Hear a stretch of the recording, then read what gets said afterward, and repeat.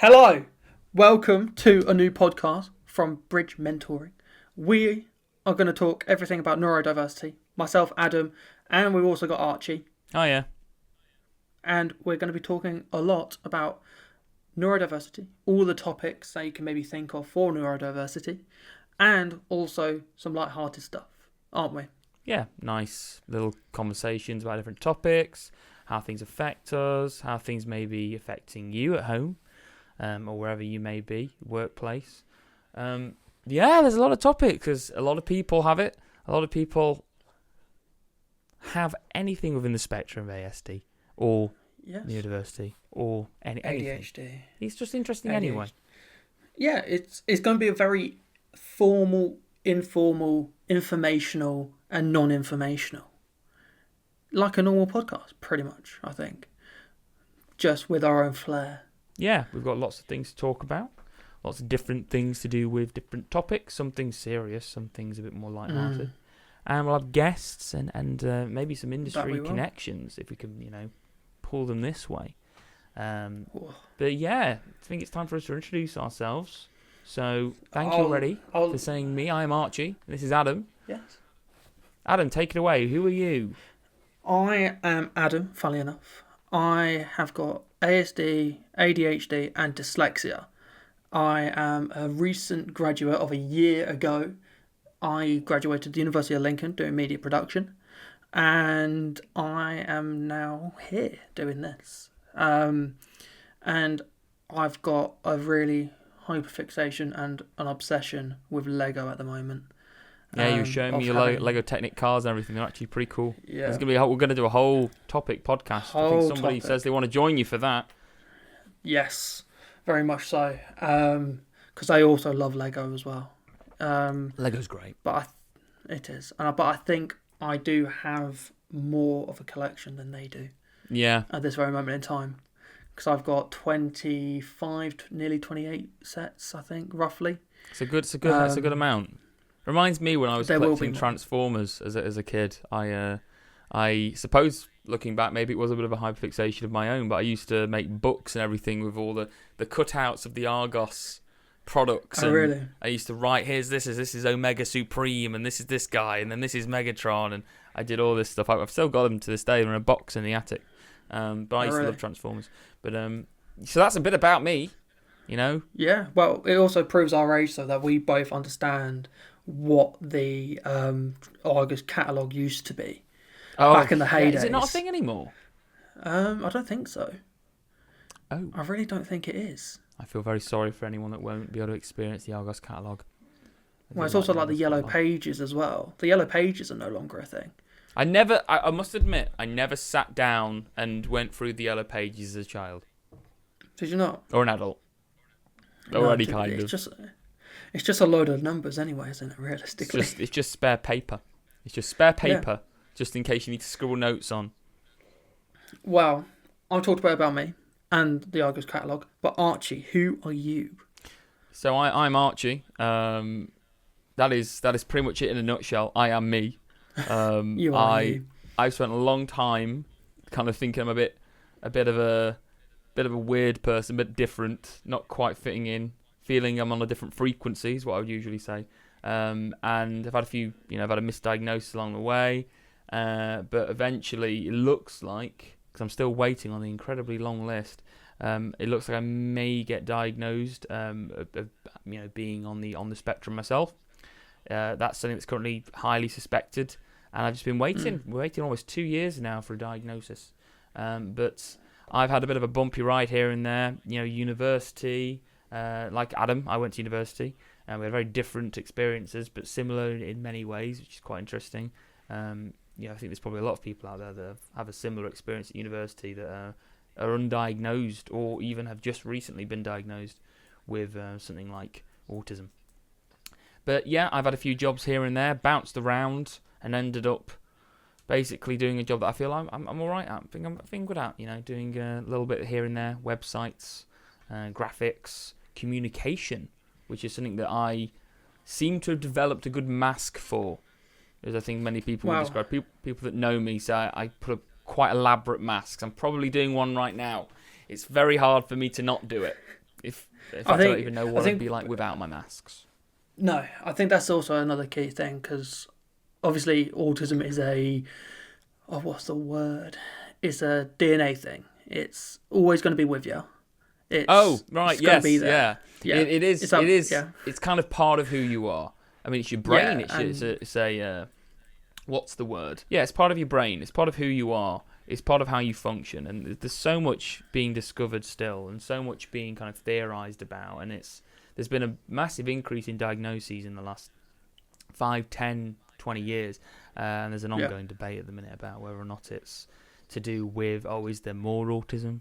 Or is it that actually we understand it a bit better and we're a bit more understanding of different ways it impacts people? So it's less strict on how Yes. we diagnose it. I mean, there's a lot of people we're in touch with that know this field quite well.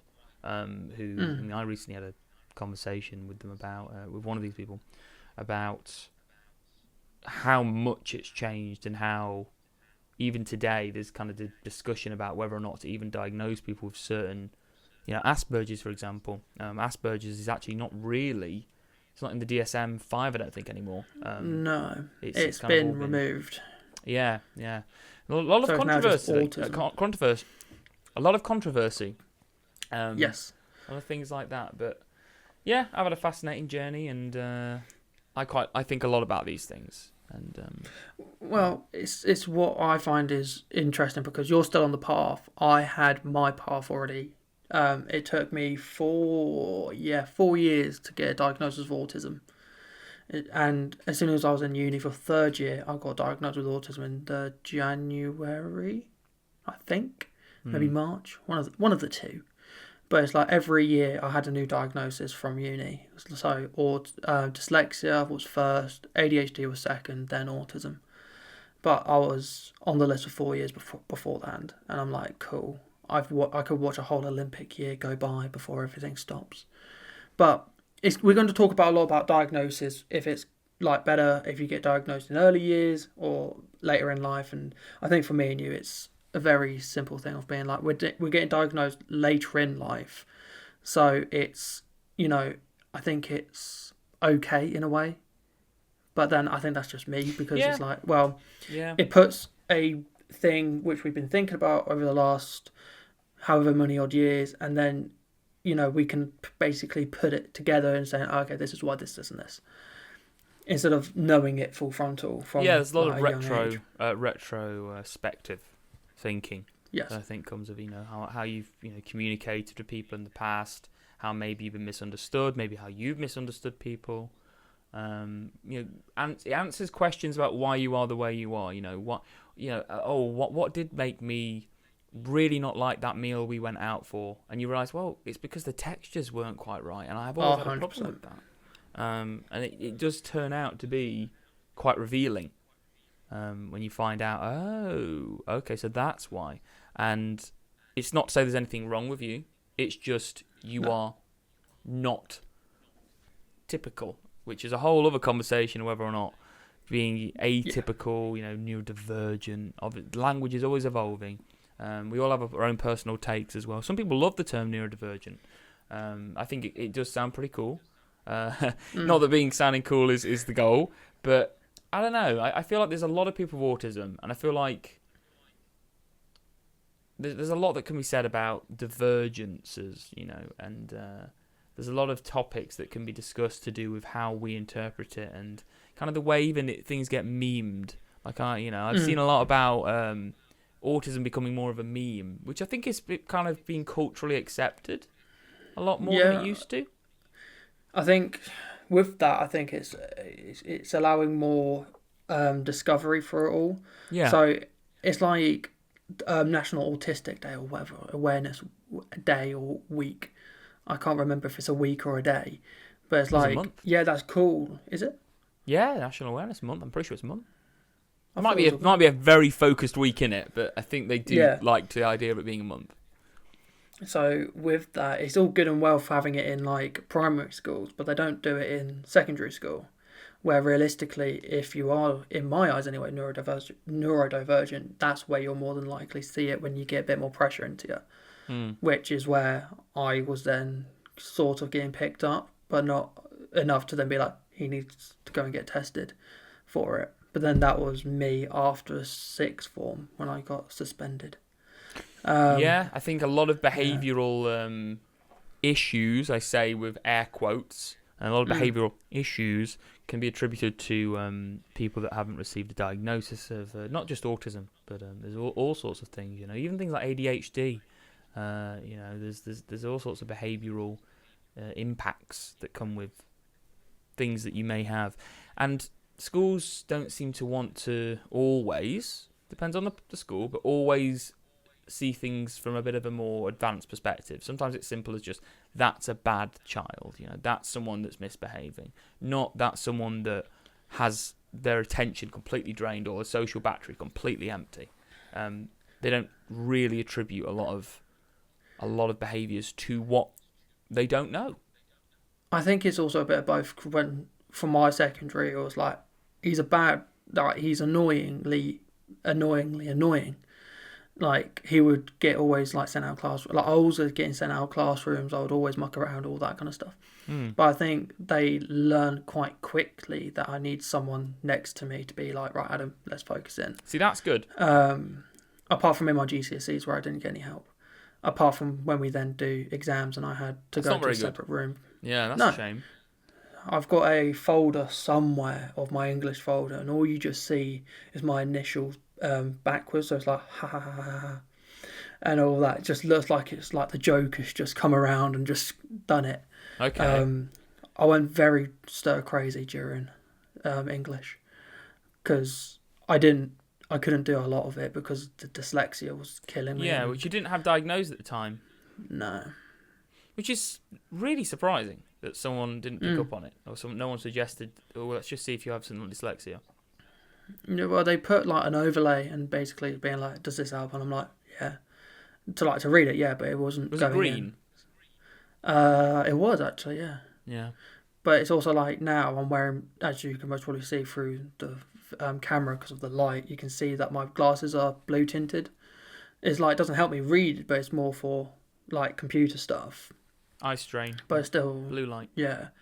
So it's just trying to help me out, trying to read a bit more, especially like if I'm reading a message on my phone, because I always have it in dark mode as well, instead of light, because the light's just too much. Yeah. It is one of these things where, schools, in my eyes, always just didn't care, because I was in that kind of side of, they were like, okay, you're just different. Yeah. You're going to be treated differently. But at the end of the day, we do care to a point. Yeah, I think a lot of it's about, institutional systems and educating people and basically understanding how do we approach people's needs in a more bespoke way, which I think there's a lot of concern around whether or not, is that the way they want to approach things, or are we thinking more blanket? How do we just kind of teach everyone at the same time? And I think it's capacity and it's understanding, and teachers can only be so educated, I suppose. 100%. Yeah, 100%. I was very lucky with the learning support people at my school because they loved me, and that's why I only got suspended, not expelled, because they fought my battle quite hard. Yeah. Because as a brief overview, the teacher wasn't the best. He was always pushing my buttons from day dot, and it was horrific. But it is what it is. It's in the past now. I've got a 2-1 degree in media. Well done, Well done. Thanks. Yeah, yeah. And we're going to also talk about success stories as well. Oh, absolutely. Absolutely. You can't have... Because I feel... Yeah. You need to have that light. I always take everything with a pinch of salt anyway. And I think a lot of my friends do, because I sometimes I say things without thinking. Filters. Properly. That's a very, very common... either the excess of a filter or lack of a filter or knowing what to filter. I mean, I feel like in my case, I make a lot of jokes, but my way of making jokes is to kind of be quite dry. I'm very British in my humour, very dry, but I sort of sometimes seem too serious about my jokes. So that has its own things. But is that a mask? Is 100%. That my personality? Finding out where I am on that. Am I too literal? Maybe. But that is the first episode done whilst my hands are not enjoying the blur. So you can follow us on the social medias. Archie, what is the social medias? Yeah, so we're doing this for Bridge Mentoring. Adam and I kind of employed for Bridge Mentoring to do this. So just check out Bridge Mentoring. Help all sorts of people. People on the spectrum, people with ADHD, many things. Lots going on at Bridge. So bridgementoring.co.uk. You can look at them there. And then from there, the socials are at the bottom of the page. They've got kind of linked to Facebook and Instagram. And I think there's also LinkedIn, but I'm not sure if that one's linked up. So, nice. Yeah. But yeah, Bridge, thank you for being all interested in how we can benefit the community. And it's been lovely to have you listen to us. We're going to be a bit unsure how we're doing things at first. It is a pilot, this one, but episode 1. Give us the feedback. If you want us to talk about certain things, we can talk about them. All of that kind of stuff. Many topics to cover. Many topics, and we're here for you guys as well, as much as trying to bring more awareness. Absolutely. So, that's the pilot done. So thanks for listening. Thanks for listening, and we'll see you when we next upload. Each month, ideally. Each month at first, and we'll see how it goes. Bosh. So, we'll see you then. Peace. Bye, everyone.